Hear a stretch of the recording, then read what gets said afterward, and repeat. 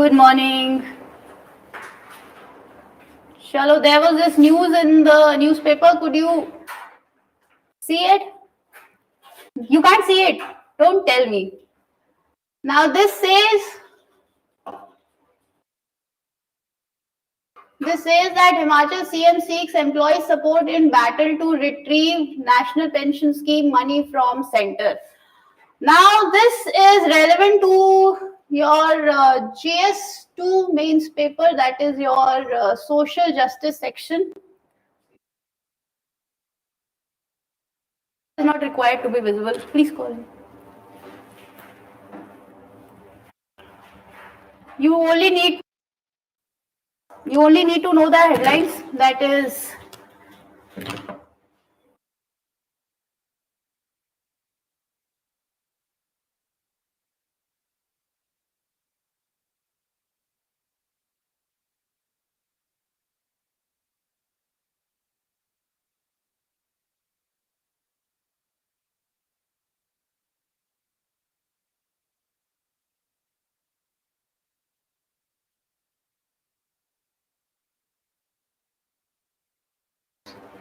okay.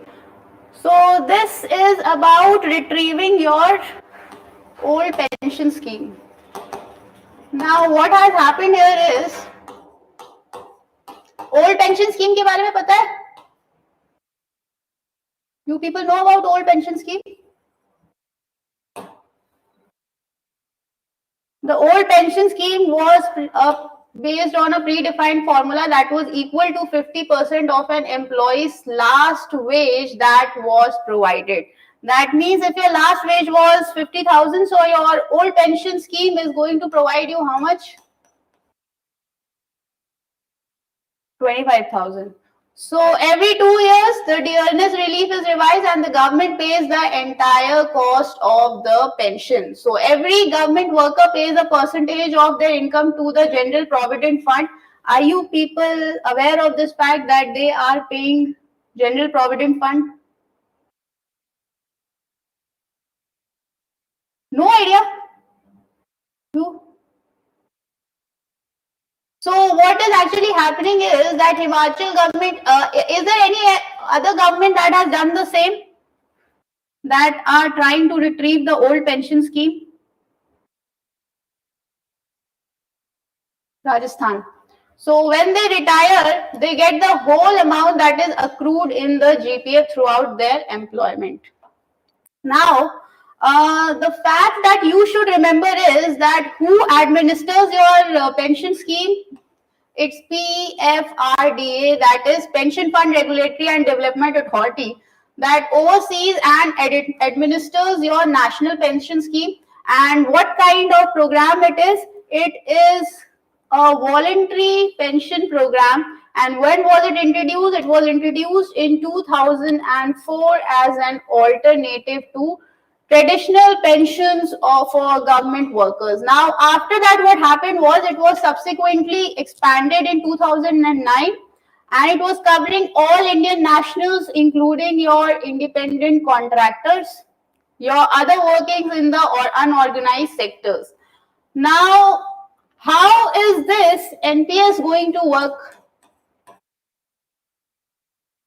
Any idea?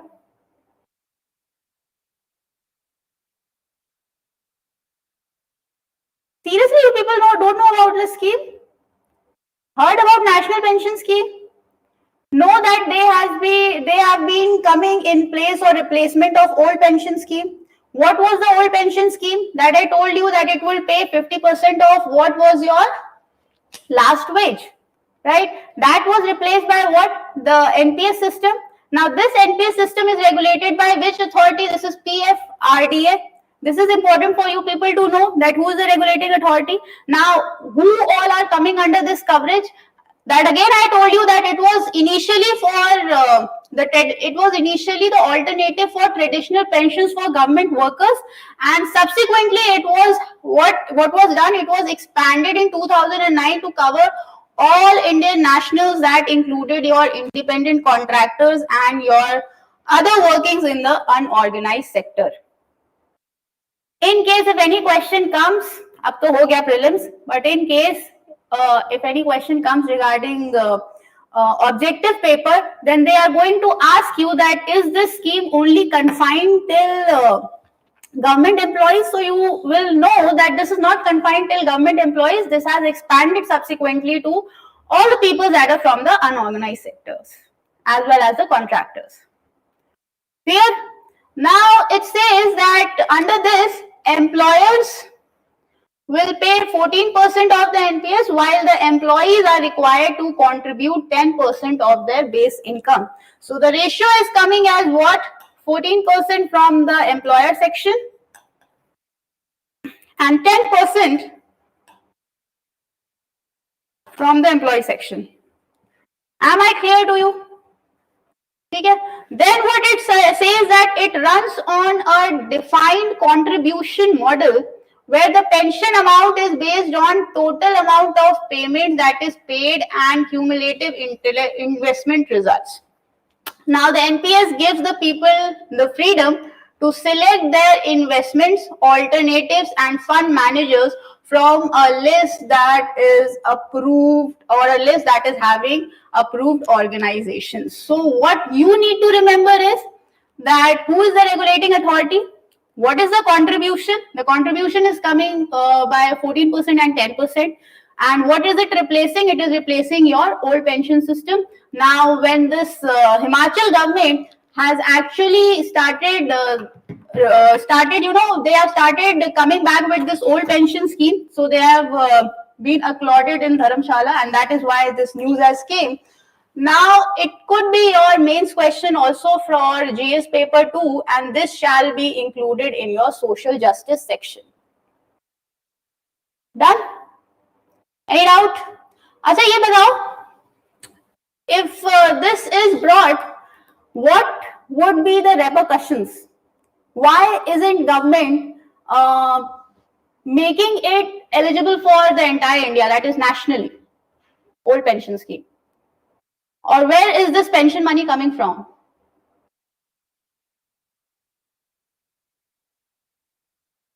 See, the pension that government is providing or was providing was basically coming from the taxes that were paid by the employees who were actually working in the government sector.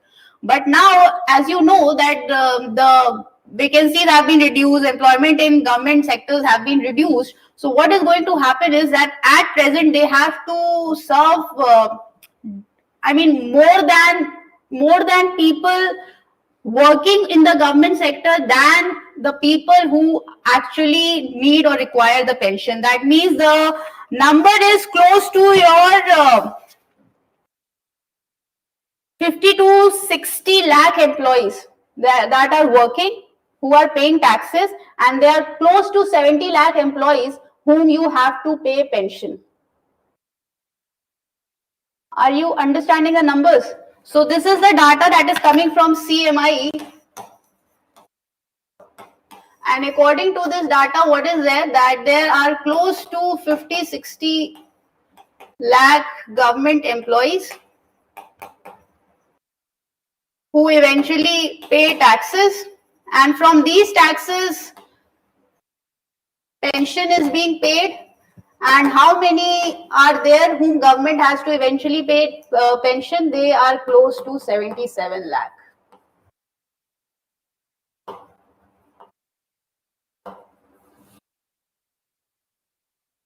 Can you just see the division that is happening? It will actually be a lump sum loss for the government, and that is the reason why they had to move on to NPS scheme. Done? Understood? Okay. और क्या हो सकता है? What could be the reason other than this?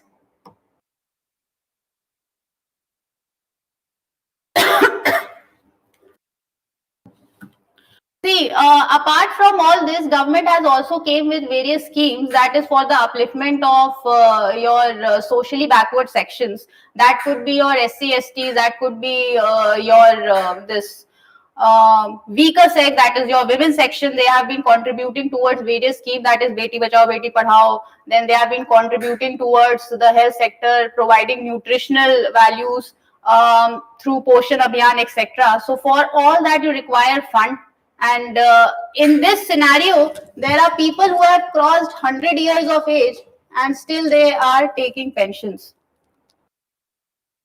Where will that fund come from? Okay, so this is the reason why old pension scheme was, was dropped down and we came with NPS. But now Himachal government has been talking about that they are going to retrieve this old pension scheme in place of NPS. Okay. Now the next, this was somewhere close to 29th of May. Now, this was there again in the news that India sees reduction in stunting, big achievement, but wasting and obesity are concerns. So, 1.6 crore fewer stunted children aged under 5 in 2022 than 2012 show that joint malnutrition estimates released by who is releasing this document of joint malnutrition estimates? This is released by UNICEF, WHO, and World Bank. That is, prevalence of obesity marginally has increased during the decade. What do you mean by this?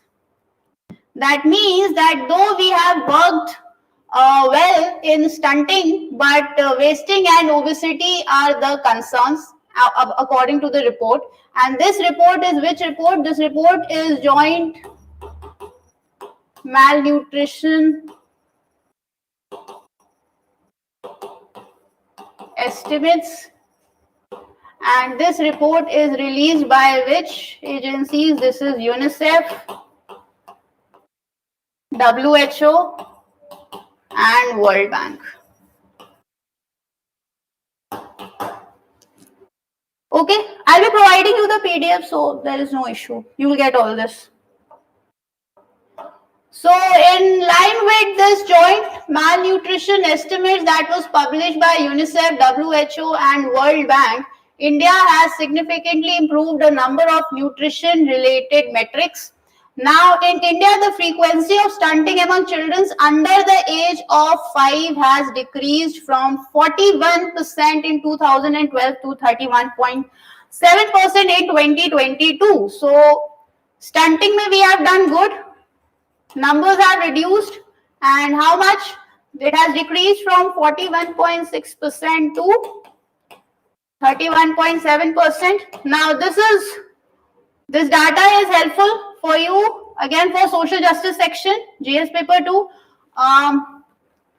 What else it is saying that along with this, India's contribution to the global burden of stunting has decreased. That means the amount of or the chunk of population India was contributing globally towards stunting has decreased over the previous 10 years from 30%. So this was a number that was under the age of 5, fine.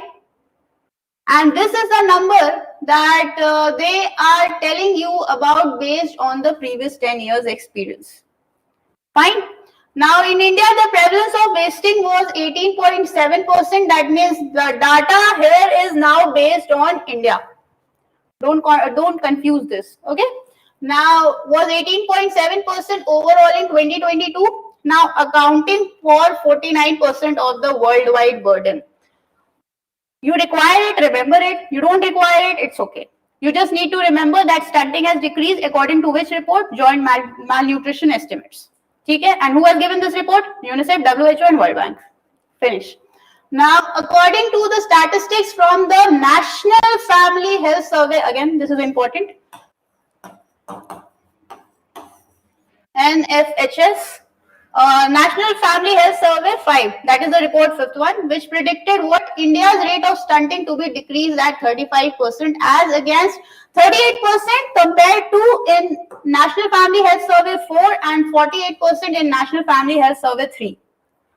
ठीक है, so data किससे compare किया गया है? The data is coming as it was 38% in 4th report, that was in 2016, and 48% In your third report, that was in 2006. And compared to this, the data is 35% in the report that was coming in 2022. Done. So, you know, this is how you are going to enrich your answer by using stats. Now it depends upon you how you are using stats, which stats are good for you. For example, for me, had I had to go for these stats, I would take the National Family Health Survey stats because that is more authentic, since we are talking about India in respect to India. Fine.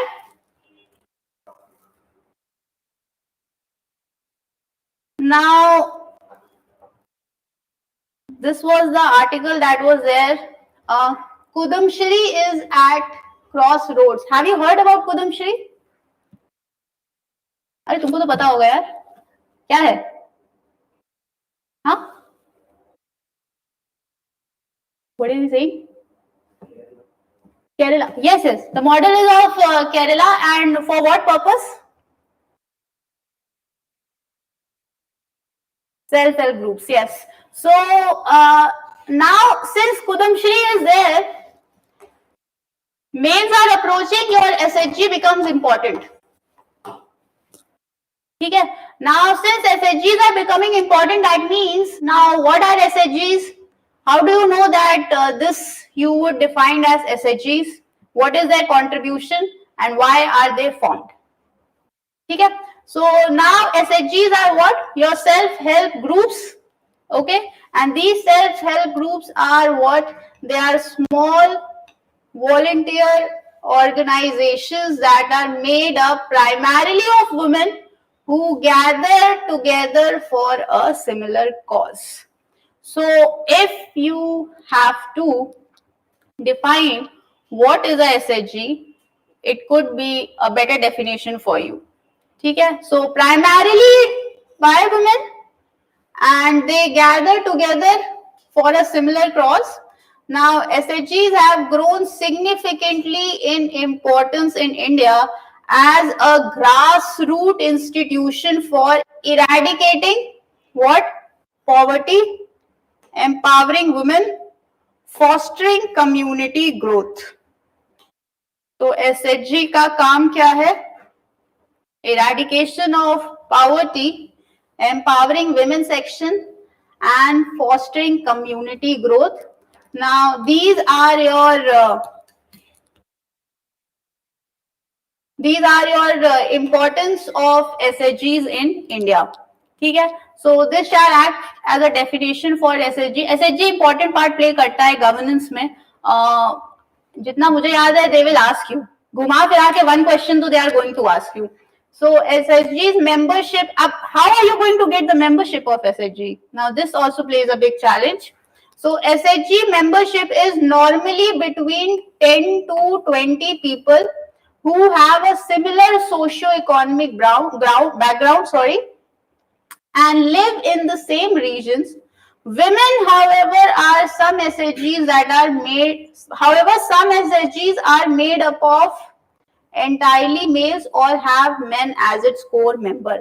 Now, if there is any question, in case, वैसे तो prelims में नहीं आता, but in case if there is any question that is going to come, that SHG में membership are only of female section, so no.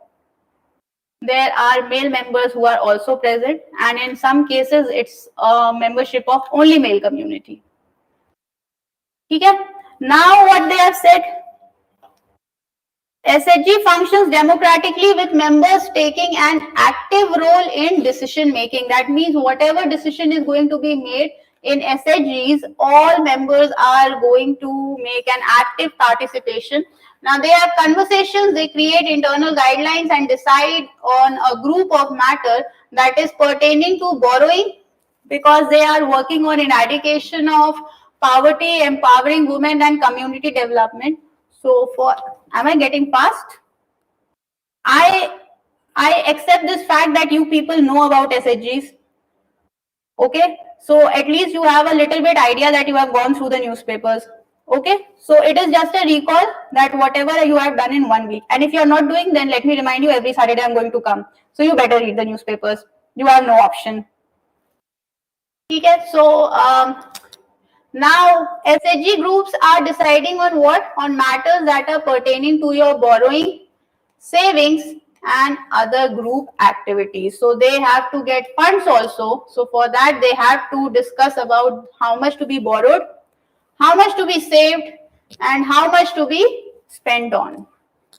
So SHGs encourage members to engage in. How are they going to work now? Now they are going to engage members in income generating activities. Why income generating activities? Because that will help them subsequently in improving their livelihood. Fine. Now this may include activities like handicraft, agriculture, animal husbandry, small scale enterprises, and entrepreneurship. Fine. So SHGs often provide support in terms of skill development also, market linkages, and access to credit for such activities. Access to credit for such activities, what do you mean? In case you have to start any, you want to begin as a small entrepreneurship. So any kind of that activities, credit facilities will be provided to you. अब ऐसा नहीं कि तुमको जियो का business खड़ा करना है, ठीक है? So this was about SHGs. How many of you like science and tech section? Not interested? I'm not interested, कोई बात नहीं, but ये आया हुआ है. Now this is there in news. So ISRO's GSLV rocket takes navigation satellite into transfer orbit successfully. So ISRO's GSLV rocket. Now what has this news said? ISRO on Monday successfully placed NVS-01 navigation satellite, which was weighing about 2232 kg. Go open your science and tech prelims question. Most of the time they have asked how much was the load, what was the weight, etc., etc. So you never know what they are going to ask you next time. And then they are talking about which orbit. So they said that NVS-01 navigation satellite that is weighing 2232 kg into geosynchronous transfer orbit. That is your geosynchronous transfer orbit. Now, the geosynchronous satellite launch vehicle, that is GSLV, is the vehicle that is launching this satellite, which placed the satellite and lifted off. अब इसमें याद क्या रखना है? Because now see, the news has talked about what? They have talked about the Satish Dhawan Space Center that is present at Sriharikota. So that means, where has the satellite been launched? It has been launched from this place. A, important. Now they have finally talked about that. Who has launched this vehicle? That is GSLV. Where? Geosynchronous Transfer Orbit, GTO. Okay. So what you need to remember is, what is the name of the navigation satellite? That is NVS-01, launched by ISRO. यहाँ पे बोल देंगे NASA. That means wrong. Option eliminated. So ISRO from where? Sriharikota Satish Dhawan Space Center into geosynchronous transfer orbit. Okay. Now you need to know what kind of satellite is this. That is NVS-01. Now this I have told you is a navigation satellite. So what is the abbreviation for this? That is NVS, and formerly it was known as IRNSS. Okay. Now it is a satellite constellation. Now it is a regional constellation that is similar to, now chances come hai, but can ask that these satellites are similar to which satellites. So it is one of the Chinese satellite, then Japanese, rather than a global one, like not global, only serving the Indian subcontinent. So that means your navigation satellite is going to serve only your Indian continent, Indian subcontinent.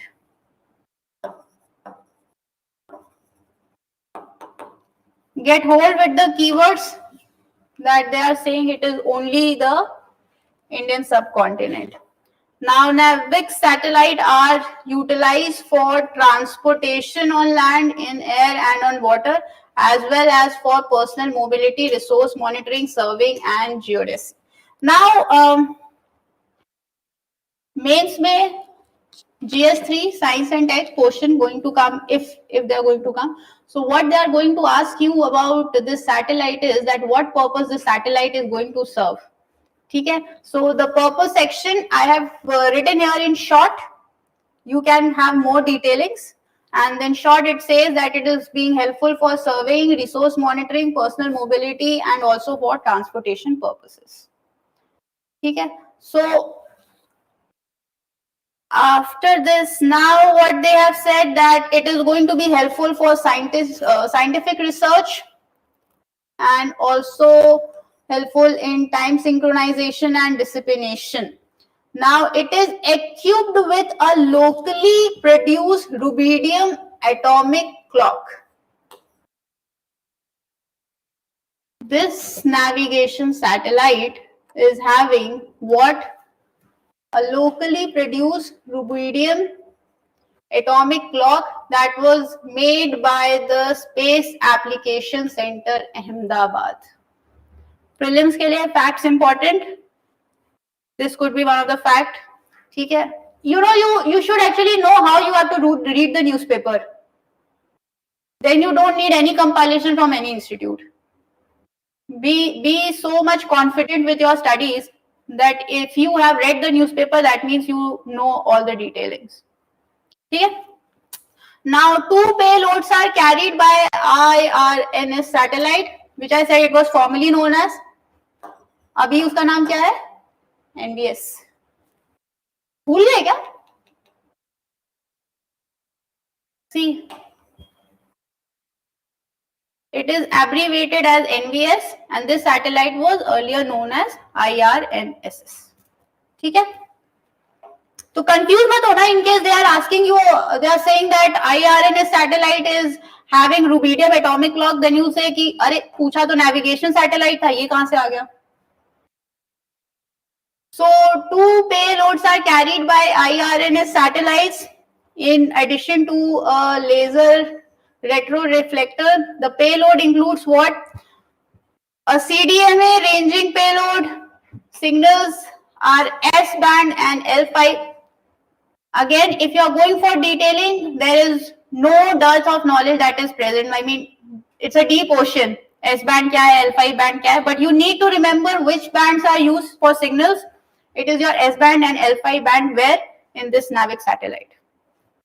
ठीक है? ये important है. Rubidium atomic clock कहां से बना है, कौन से सेंटर से उसको that satellite has been taken off. ठीक है, साइंस एंड टेक्स्ट में इतना करना है.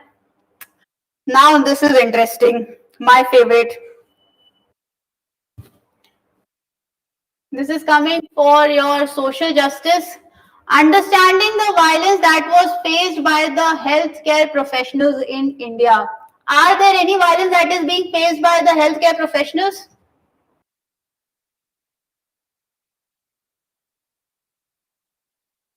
What is this? Nahi malum. See, the news says that patients or their relatives turn to violence because the healthcare system hasn't met their expectations. Studies show that female medical professionals are objectively more at risk of being on receiving end of both physical and verbal workplace violence. That means if the patients or their relevants or their relatives are not getting the kind of health care system as they have expected, they become violent. Have you heard about all these incidents in past? Doctor को मारा है, गाड़ी तोड़ दी है, किसी को kidnap कर लिया है. नहीं? Please better. You are the person who is going to administer that district, so you must know about the situations. आज पता चल गया? This is occurring. What? Violence against the healthcare practitioners. ठीक है? Now what has happened actually? So why this incident has came into limelight? So on May 10, 2023, Dr. Vandana Das was stabbed to death in the line of duty in Kollam district of Kerala.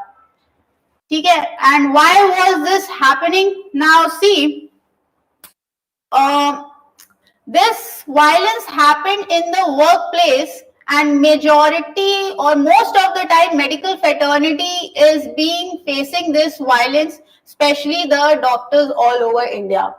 Now this is a very grave concern. I have personally witnessed this, so I know that these kind of violent activities actually put down their confidence very low. Especially during the COVID times, it was disastrous for the people out there, especially these medical practitioners. And why is this happening now? See, violence is not only in the form of physical violence. Why? Because violence against physicians has become prevalent in recent years. Doctors and medical students demonstrate against the murder of Vandana Das, a female house surgeon, because the healthcare system hasn't lived up to the expectations, and patients or their family resort to violence.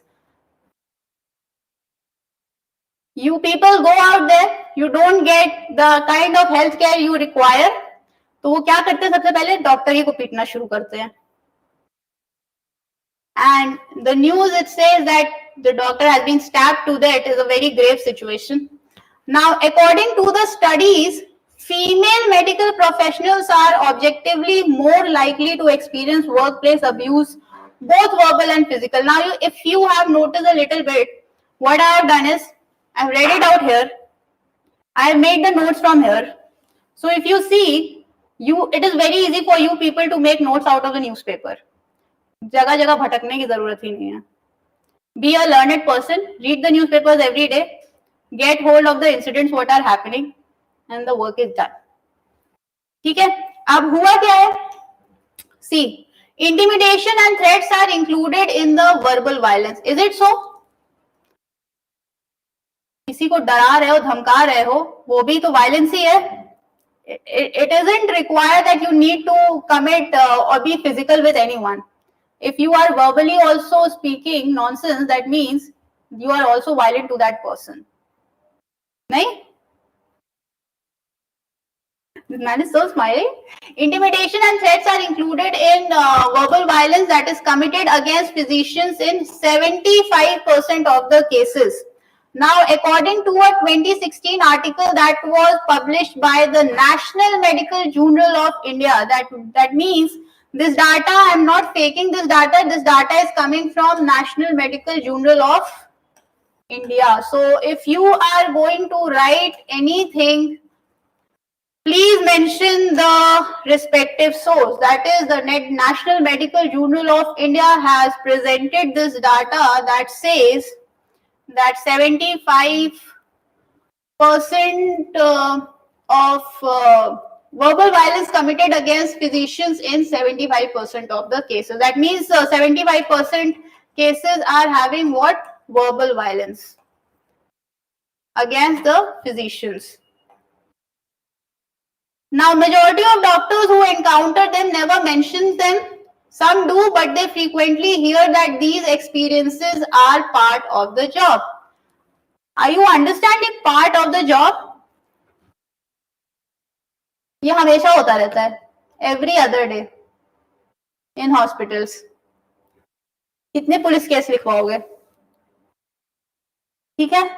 So, according to PLOS, one study, this suggests that 25% of the doctors who had been the victim of such violence reported it to police, and only 10% of them felt that their complaints had been effectively handled. कितना case लिखाया है? 25% of the doctors, and 10% of them felt what? कि their case has been handled effectively, and this is according to this data. Okay, so the majority of the doctors don't report because they believe it won't have much of an impact. Matlab, your police system or your administration system are not working towards the welfare of such cause. ठीक है, उसके बाद क्या हुआ? However, being the victim of physical or verbal abuse has a profound psychological effect. Does that? Psychological effect होता है? कैसा होगा? बताओ? एक तुम्हें समझ आ रहा है? So what kind of psychological effect is going to happen?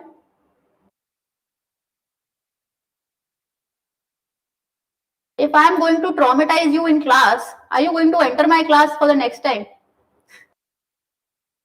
So same thing is happening if you are every other day a doctor is going to witness such kind of incidents. वो दूसरी बार practice करने के हालत में रहेगा? कितनी बार मार खाएगा यार वो? 1, 2, 3. So this becomes, this is going to have a profound psychological effect. अच्छा, इसी का एक reason है, you know what? Why the doctors are not practicing in the backward areas, especially in the village areas, क्योंकि वहां पे उन लोग को समझाना बहुत दिक्कत हो जाती है, because they are not ready to understand. उनको लगता है डॉक्टर मतलब हर चीज का डॉक्टर एक ही है. उनको ये समझ नहीं आता कि भाई न्यूरो वाला अलग है, फिर गायनी वाली अलग है, या ये सारे अलग है. उनको लगता है डॉक्टर मतलब एक ही डॉक्टर है, सब कुछ यही सही कर देगा. ठीक है. So it is because of these factors that, yeah, this is what I've written, that it is because of these factors that doctors frequently choose to practice in resource rich environments. What do you mean by resource rich environments?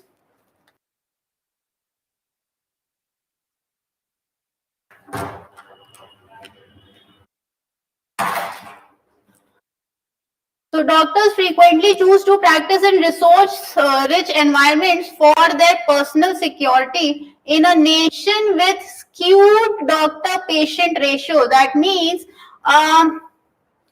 is it visible to you back out there? ठीक है. Skewed doctor-patient ratio. That means there is one doctor available for 854 patients. 850 patient के लिए एक doctor available है.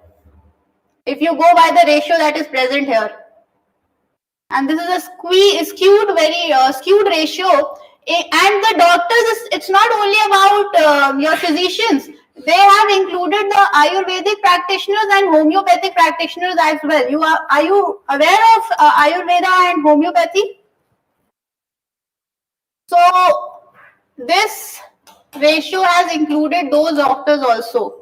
अभी वो सिर्फ allopathic तो इंक्लूड ही नहीं कर रहे हैं. एलोपैथी सिर्फ इंक्लूड करेंगे तो the ratio has drop down even badder. So healthcare in remote areas is impacted by this.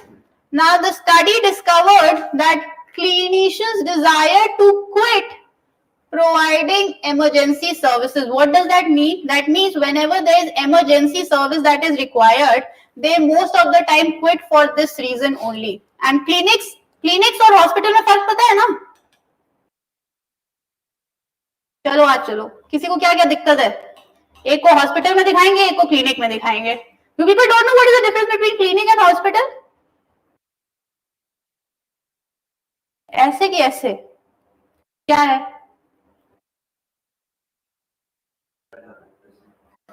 नहीं, ऐसा जरूरी नहीं है, बट हाँ मतलब the kind of facilities that are available in hospitals is not available in clinic, because there you are kind of going to get prescription etcetera and all. The proper treatment that is going to be happening is in hospitals. तभी वो तुमको ICU में लेटा देते हैं और बहुत पैसे लेते हैं. ठीक है. So for this reason only clinics वाले क्या करते हैं? They quit.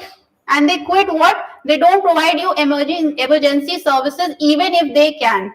इसका एक बहुत बड़ा एग्जांपल बता रही हूँ. During Covid time what happened was some clinics were having those oxygen cylinders.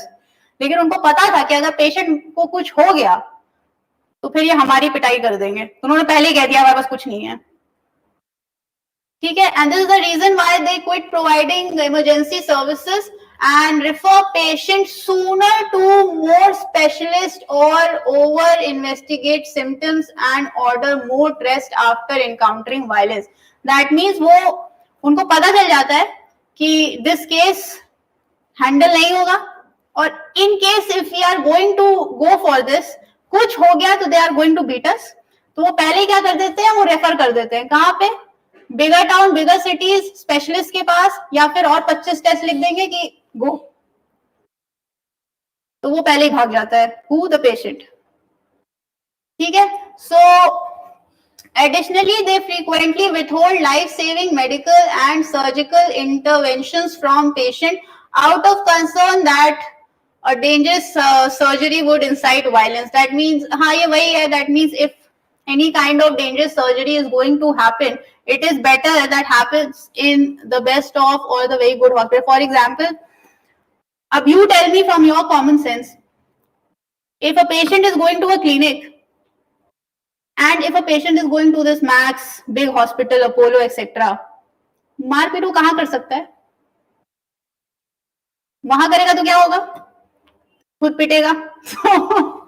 इस वजह से क्या होता है कि dangerous surgeries would incite violence and that is the reason they usually don't practice this, and this has a detrimental effect on healthcare quality. ये होगा ही होगा because in your backward areas, that means especially in your village areas, big hospitals are missing out. We are having government medical colleges, but then also वहां पे भी ऐसे ही हो जाता है, government medical colleges में भी doctors पिट जाते हैं.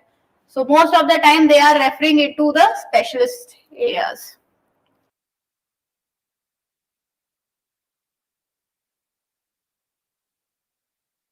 Now this was there in Hindu, that the lack of teachers in higher education. Do you also feel that there is lack of teachers in higher education? नहीं, बहुत सारे teacher ही तो पढ़े हैं.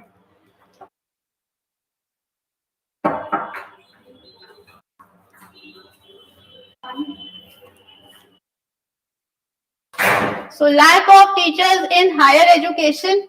Now what has this report said? See, the news says that why are faculty shortages a problem? What are the two main obstacles which stands in the way of finding viable solution to faculty shortages? Now, is the lack of educators really a quantitative problem, or does it go beyond that? Now, what does this article say? This article says that faculty shortages have existed in India's higher education sector since 1980s. Higher education कौन सा है आपका? Research और PhD और ये सारा एकदम. So it is there since 1980s, but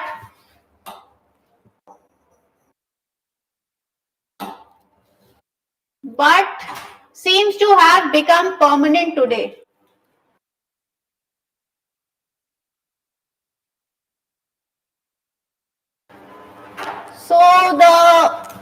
But it seems to have become permanent today. The paucity of a sufficient number of faculty members undermines the growth of the country's knowledge sector and hinders its aspiration to be recognized as Vishwa Guru.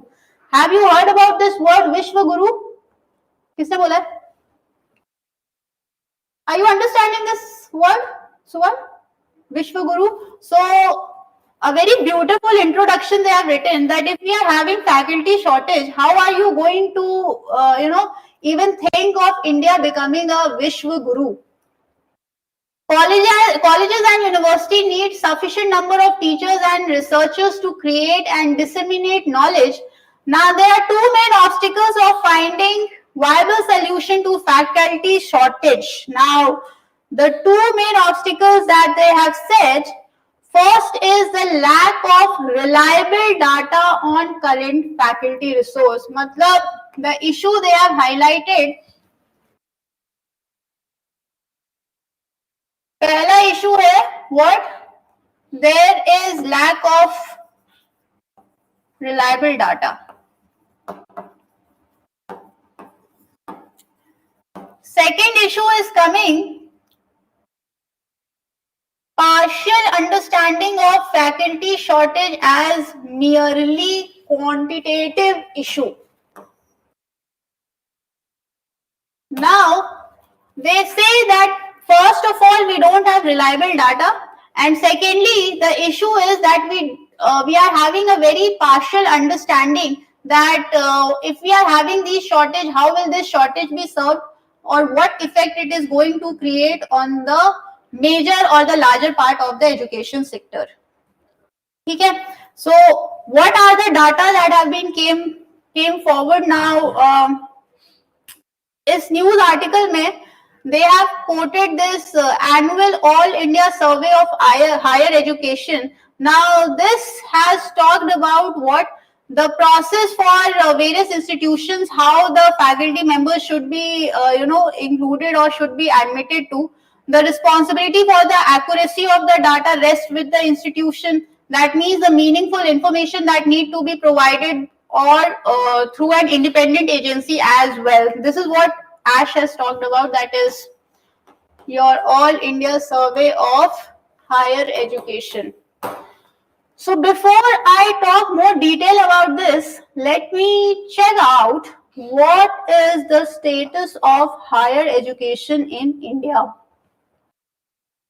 From 3.85 crore in 2019-2020 to roughly 4.14 crore in 2020-2021, more people are enrolled in higher education overall. So we have got what a significant increase in enrollment of students for higher education.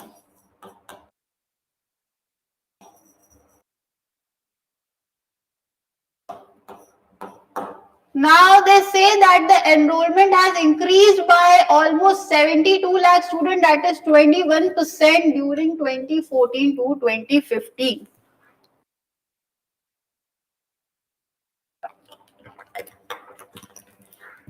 Then it says, यार education sector में बच्चे तो बढ़ रहे हैं, but God knows where will we be heading if employment is not created. Now also exceeding 27.3% is the gross enrollment ratio. What do you mean by this?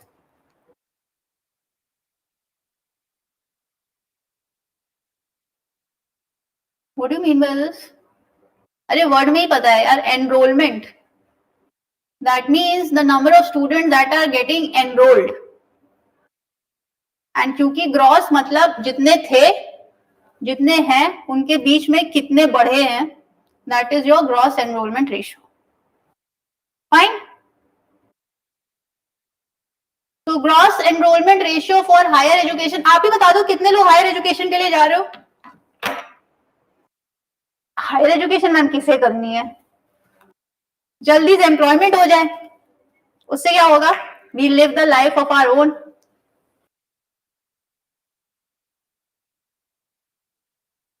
Now the gross enrollment ratio calculates how many adults between the ages 18 and 23 are currently enrolled in the college. That means the GER is calculating your how many adults at what age, that is between 18 and 23, are currently enrolled in college. ठीक है? If अगर objective question आता है, so they can ask you or they can change the age. They can say that 30 to 35 age, आपका वो गलत हो जाएगा. Keep this in mind that age is this, enrollment where in colleges, and what is this? Gross enrollment ratio. ठीक है? And utilizing information from the 2011 census, this was determined. Now from 1.88 million in 2019 to 2020, there are now 2 million more female students enrolled. Now this is a big achievement. Why? Because from this number to this number, now we have witnessed what? Increase in the female students. Now since 2014 to 15, there have been growth of approximately 44 lakhs students, that is 28%. Now this is the ratio that is, or this is the stats and the facts that have been running deep down in India. 2017 to 18, female journals has surpassed, no, this is not required for you. Now gender parity index, Now, what is gender parity index? Which measures the portion of female to male gross enrollment ratio. मतलब पहले तो gross enrollment ratio, how many people are enrolling. Now this gender parity index is going to tell you about the portion of the female to male ratio. That means female section कितनी है और male section कितने हैं. ठीक है. Rose from rose in 2017 to 18 to 1.05 in 2020 to 2021. Now हमने क्या discuss किया. हमने पहले तो स्टूडेंट्स का डिस्कस किया. Then we discussed about what separately the male and female section.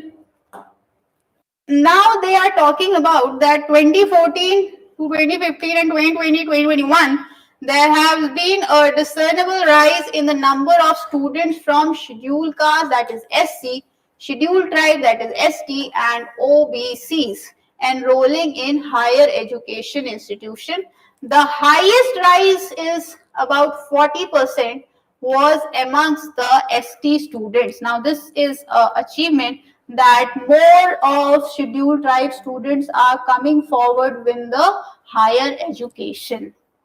So हमारा जो we have came with so many steps so as to assimilate those from scheduled tribes section is actually working out. अगर आपके पास ऐसा कोई question आता है from social justice section also, that has India able to achieve any feat in case of getting scheduled tribes or scheduled caste or OBC people into the mainstream India, so you can actually write this data that yes, there was a highest rise of about 47% amongst the ST students getting enrolled in higher education.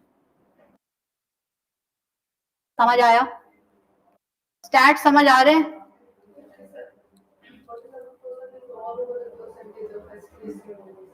No only STs. उनका जो रहा होगा उससे उनका 47% का enrolment बढ़ा है. ठीक है. और ये लिखा तो है highest rise about 47% was amongst ST students, that is your scheduled tribe students. ठीक है. Now government universities contribute. अच्छा, we have private institutions also, we have government institutions also. Now irrespective of the fact that how many enrollment or how much enrollment are there, now the the most important thing lies that what is the contribution of these institute in getting the section at a good employment. क्योंकि youth तो बढ़ता ही जा रहा है and definitely they are going to get educated. So the big or the important fact lies with how many are ultimately getting employed. So that should be one factor that need to be checked on, which you can write as a challenge also. In case if they ask you that what is the challenge present India is witnessing, so you can say कि देखो government universities are contributing how much 73% of the total enrollment of the students. That means out of the total students who are there in your higher education, उसमें how many are in government? They are 73%, whereas private university accounts for 26%. Now the numbers are good, but the numbers could be better if all of them are provided what? Good employment and better standard of living. ठीक है. So this data can be used for criticism also कि though we are having this much of youth which is which are good with their education, but where is the employment? And this you can say with facts that 73% is being coming from the government sector and 26% are coming from the private sector. That means the numbers are wide enough. That means the problem lies with the employment creation. ऐसा नहीं कह सकते आप कि बच्चों में दिक्कत है और पढ़ाई करके ही तो आ रहे हैं. ठीक है. Now it's your intelligence how you are going to use the data. Right?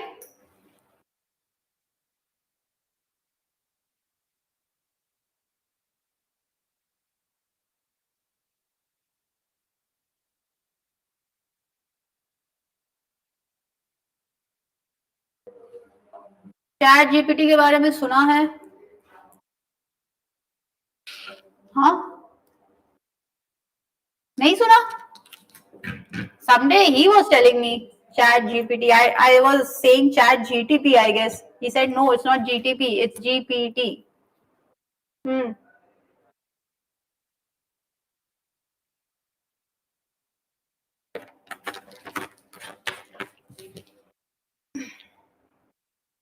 Now there has been this news from the Hindu, and they have been talking about artificial intelligence and what is chat GPT and other artificial intelligence going to bring to the world out there.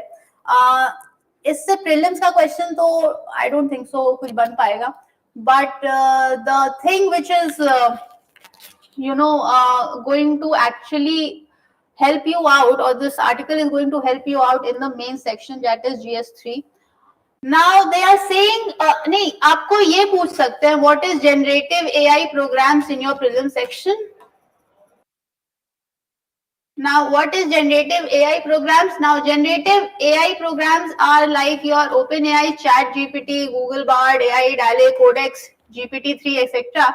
have become more and more popular. Now, these software applications are used for deep learning model built on a transformer architecture to support conversational AI. Now, how is this going to happen?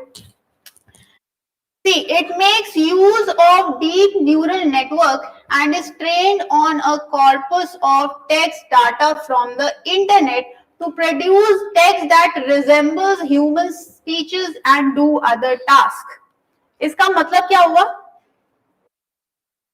Have you ever used ChatGPT? चलो use करो. Someday there was I'm not going to tell you the name.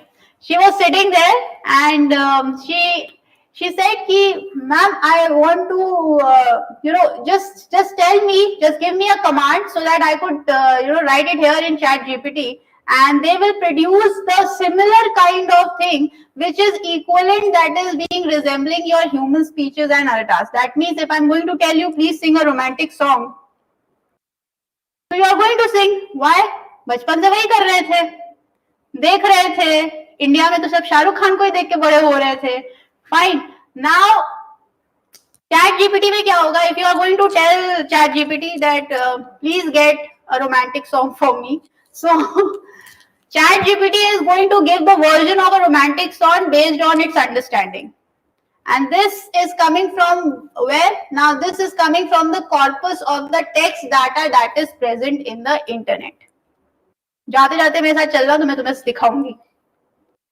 ठीक है? So that kind of thing is coming from the text data, or the corpus of the text data that is there in the internet, and it is going to produce what? Resembling the human speeches, and that can do the other task also. Now, what or how is this generative AI algorithm going to work? Now, generative AI employs algorithm, and this can be used to produce new materials, including audio code, picture, text, simulations, and videos. It can also be used to do various jobs like communication and question answering. It converses with one another. Chat GPT can respond to follow-up inquiries. Follow-up inquiries क्या होता है?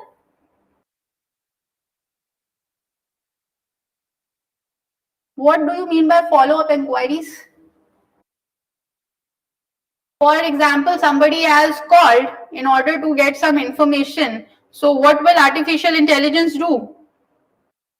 आप कभी call करते हो तो उसमें कभी कभी आता है ना, your call can be recorded for quality purposes.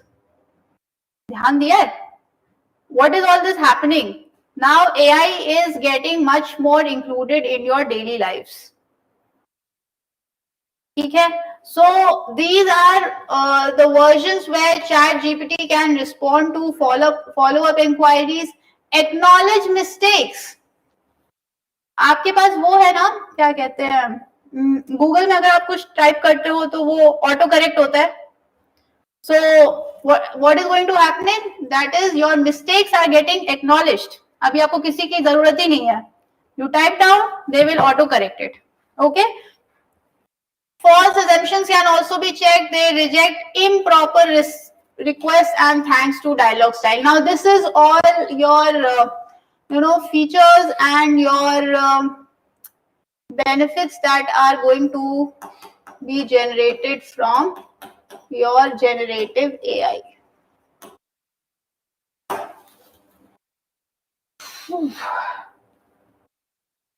ठीक है, ये अभी इसको एंड में करते हैं, पहले छोटे वाले सारे कर ले. Okay,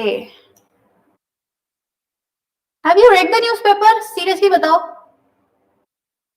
why not? Please read it once. ये आर्टिकल बहुत बहुत ज्यादा अच्छा था. I wish you could have read it. This is coming from international relations, India and its neighborhood. Now this says that using Buddhism as a tool of soft power. कैसे use करेंगे सुमन? Buddhism as a tool of soft power.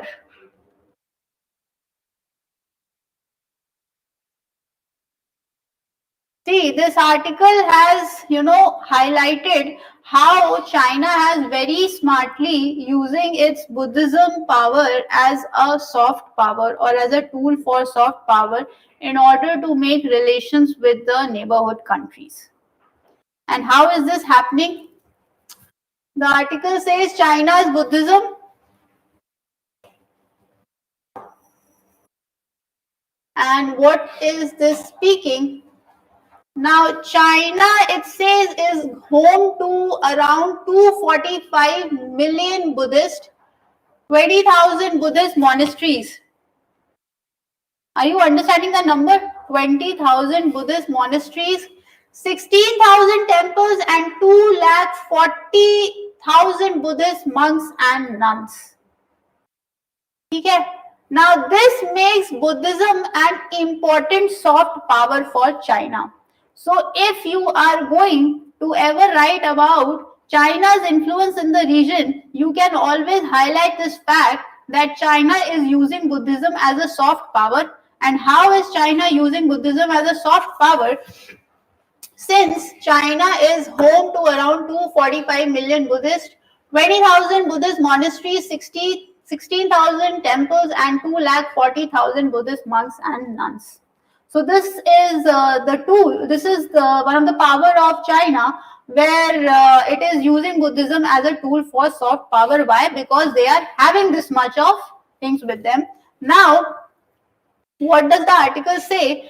That by adding religious overtones to China's existing portfolios of cultural and linguistic diplomacy, the state's religious system has become increasingly involved to support the political and economic power of China abroad. That means China is using this tool as a soft power. ठीक है? What? Buddhism. अच्छा, India में what is the strength of India? What is the strength of India? What do you people think India is eventually having strength, or is definitely the ground for India's strength?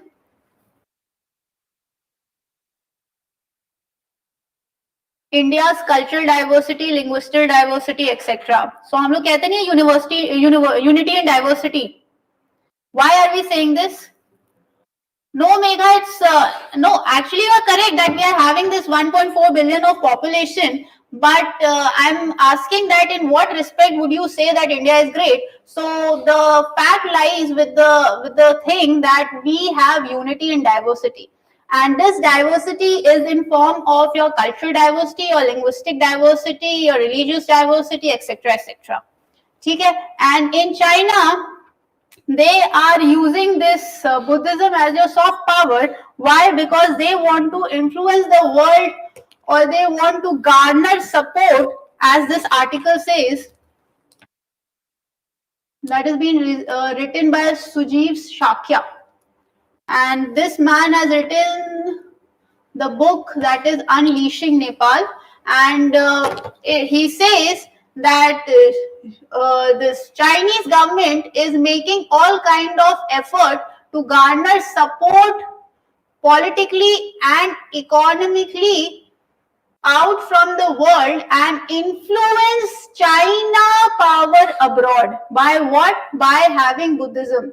Now, what is going to happen here? Now, as a source of Buddhism, Chinese look to Nepal rather than India, and the popular temples in Beijing have connections with Nepal. Now, you see, they say that they have been using it as a tool for soft power. So, China is doing what? China is building connections with Nepal with respect to what?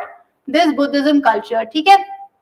Now, China utilizes the Buddhist narratives alongside infrastructure investment. What does that mean? What does that mean? That means they are focusing on infrastructure investment in the neighboring good nations. Apart from that, they are also building what? This Buddhism culture. समझ आ रहा है? उससे क्या होगा? Emotionally, it is going to garner support from the people. Are you understanding why China is using this Buddhism as soft power apart from the infrastructural investment that it is making? उसके बाद क्या हो रहा है? Now infrastructure investment कहाँ कर रहा है China? Where is China having infrastructural investments? Sri Lanka or where? Pakistan. So it is also having investment in your Cambodia section, in Laos and other Buddhist country in South Asia as well. Now China cannot ignore the undercurrent that is the influence India is also having with its diversity. So what is it doing now? It is preferring the version of Buddhism not only for national integration but also as a tool of soft power. ठीक है, इसकी detailing I will provide you in the PDF. I just came with the fact that you should know how to read the newspaper. ठीक है, ऐसे पढ़ना है, ऐसे पढ़ना, पेन लेके पढ़ना, सब याद हो जाएगा. Okay. Now this was there. India eyes to mandate use of 1% of sustainable aviation fuel by 2025. This is being said by the oil minister. And what has they said? That India eyes to mandate use of 1% of sustainable aviation fuel. What is sustainable aviation fuel? This becomes a section for prelims. Now, why have they came with all this? Now, in an effort to reduce emissions, in order to reduce emission, what they are aiming for? They aim to use the 1% sustainable aviation fuel for domestic flights by 2025, according to Oil Minister Hardeep Singh Puri. Now, sustainable aviation fuel होता क्या है? इस पे prelims आ सकता है. अब sustainable aviation fuel is a biofuel having qualities similar to those of regular jet fuel, but what is happening? They provide a lower carbon footprint, and that could be used as a power for aeroplanes. Now, sustainable aviation fuel has the greatest potential to lower international aviation's CO2 emissions. Are you understanding why we are switching to this fuel? क्यों? अरे क्यों? Why? ऐसे ही हवे में मजे में ही sustainable aviation fuel में आ गए. Why? लिखा तो हुआ है इसमें.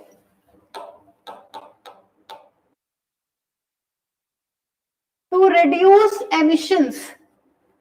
In order to reduce emissions and to lower the carbon footprints, we are using it in aeroplanes. Now, in comparison to traditional jet fuels, sustainable aviation fuel can significantly lower life cycles of GHG's emission. What is this GHG? Greenhouse gases emissions. Now, depending on the feedstocks and the method that is utilized to create it, कोई बात नहीं वो तो चलो ठीक है.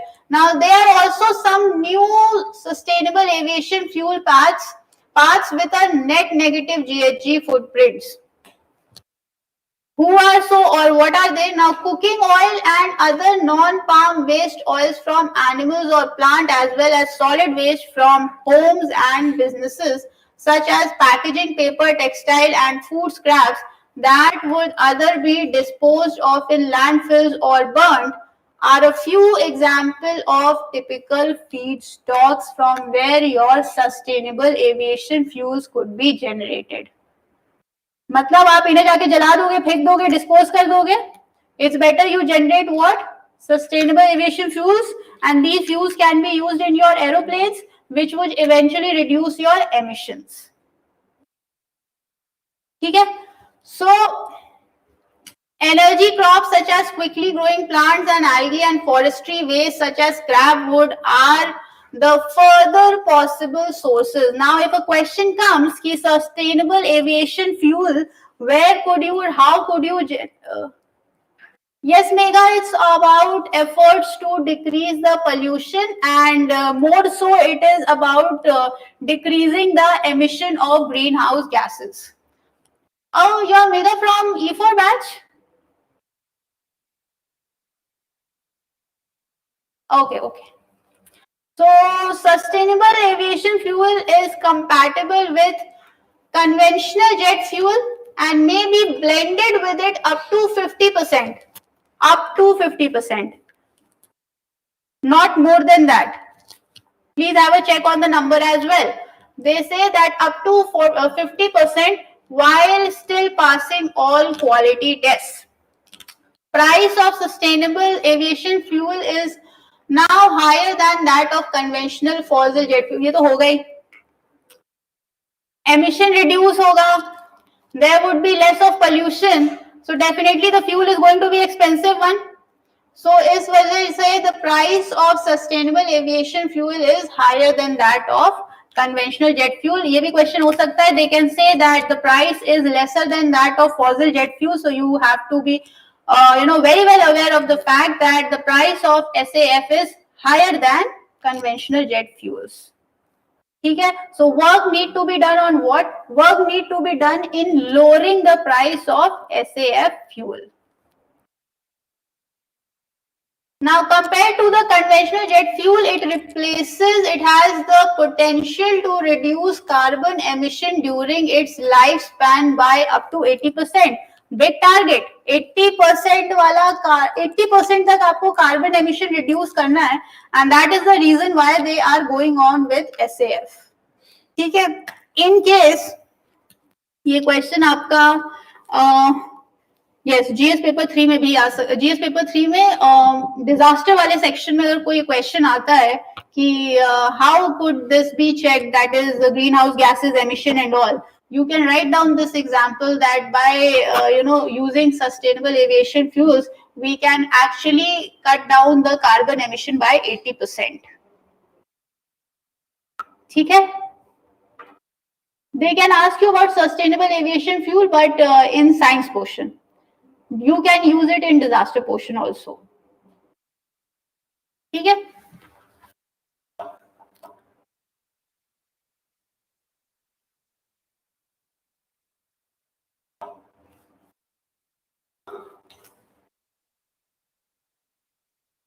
A push for the semiconductor industry. Now, this was present just I guess 31st या 1st पे इन्होंने फिर से ये वाला आर्टिकल डाला था.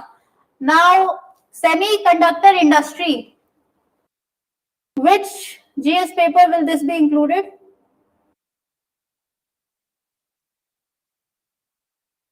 Semiconductor industry. Which GS paper will this section be included?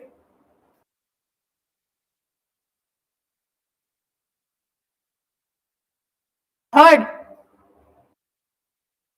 डर क्यों रहे हो? नंबर थोड़ी मिल रहे हैं, कुछ भी बोल दो, कम से कम क्लियर हो जाएगा डाउट कि किस पेपर में आएगा।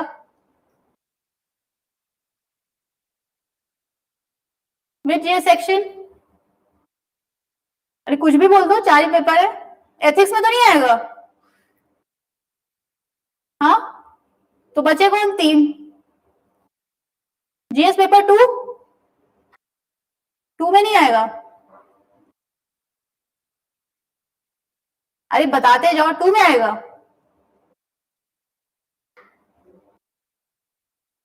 हाँ या ना? हाँ ना। चलो, जीएस पेपर 4 और 2 एलिमिनेट हो गया, 1 और 3 बचा। अब बताओ 1 और 3 में कहाँ आएगा? क्या हो गया? 3 में आना चाहिए। अब ये भी बता दो किस सेक्शन में आएगा। Mega very smart. हाँ, 3 और उसके बाद क्वेश्चन मार्क। मैम अब आप बताओ। बताओ बताओ किस में आएगा? चलो, 1 और 3 बचा। हाँ बिल्कुल हो सकता है। Semiconductor part of science tech आ सकता है, बिल्कुल आ सकता है। What else? बस साइंस। इतना पकड़ के मारूंगी ना सबको। क्या लिखा हुआ है? Semiconductor industries. No no doubt कि सेमीकंडक्टर साइंस एंड टेक का पोर्शन है, बिल्कुल आ सकता है। उसमें साथ में लिखा है इंडस्ट्री, यानी GS1 उठाओ, ज्योग्राफी में लिखा हुआ है industries, so it can also be there in your geography section, that is your semiconductor industries.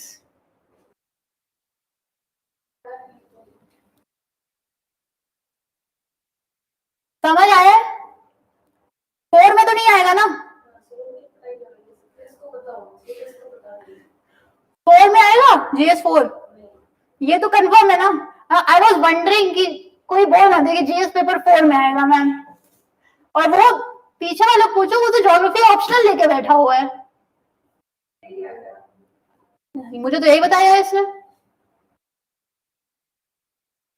क्या होता है सेमीकंडक्टर?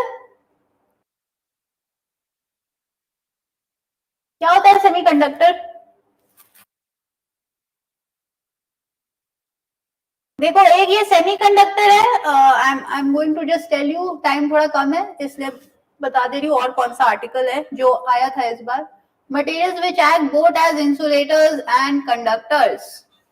ओके, और एक है ये आया हुआ था।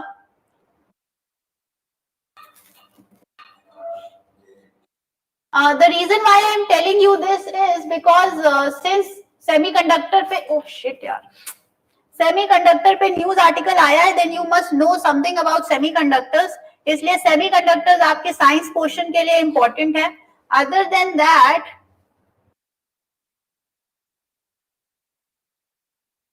Just a second.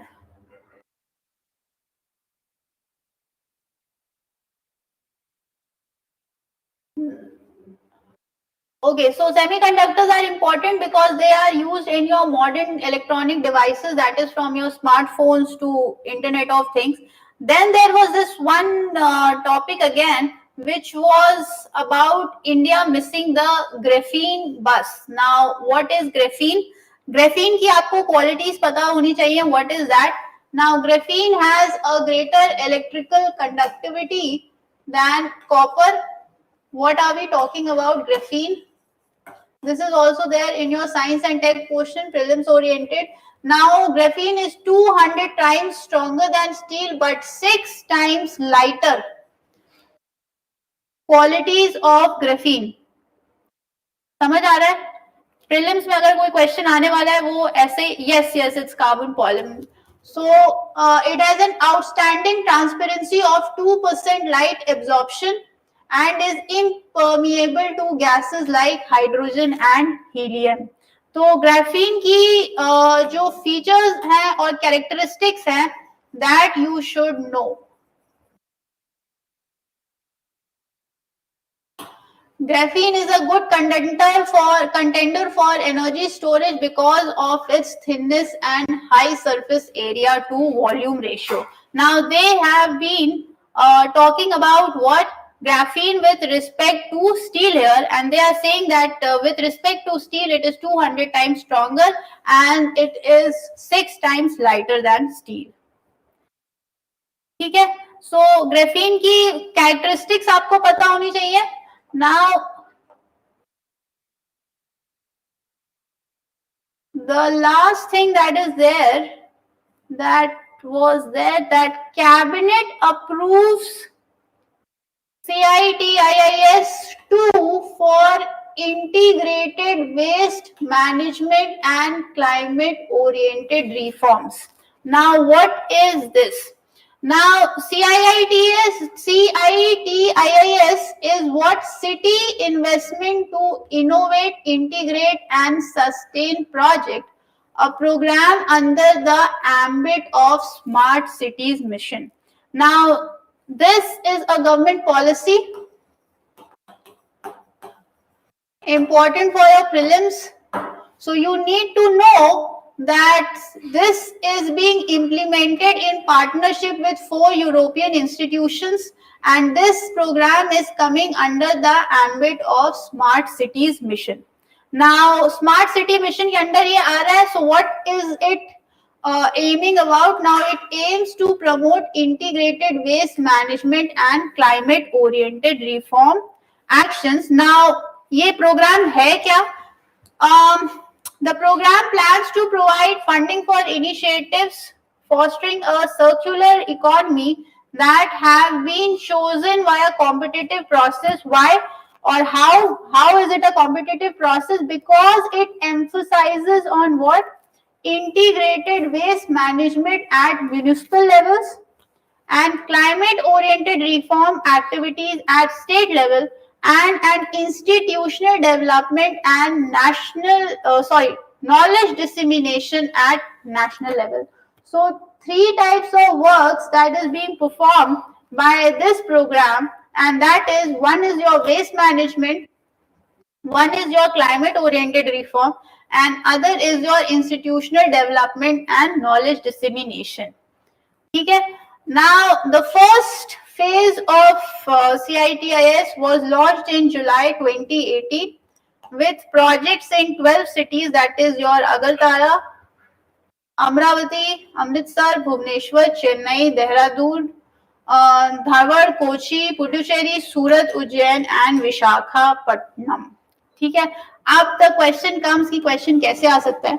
The question can be कि the 3 things that is being included over here in this project or in this plan, it is talking about waste management. Either they can remove this waste management and they can say it is solely for economic purposes. आपका option wrong हो जाएगा.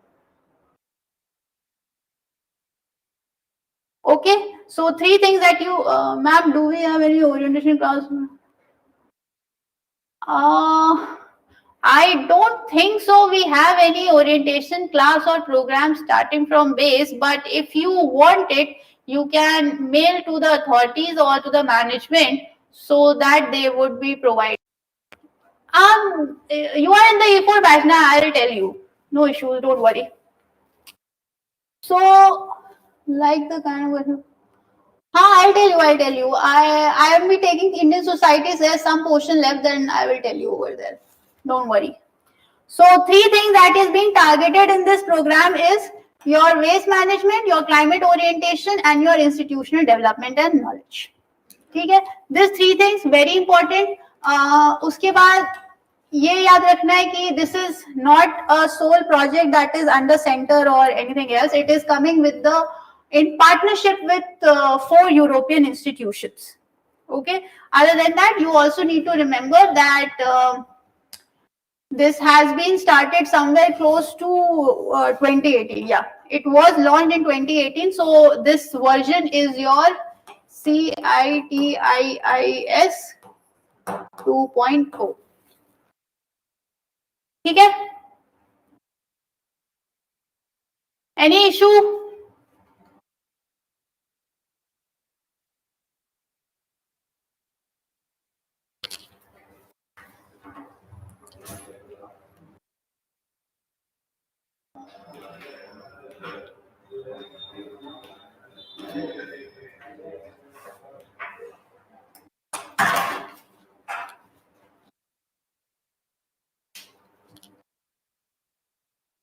Okay, thank you, Megha.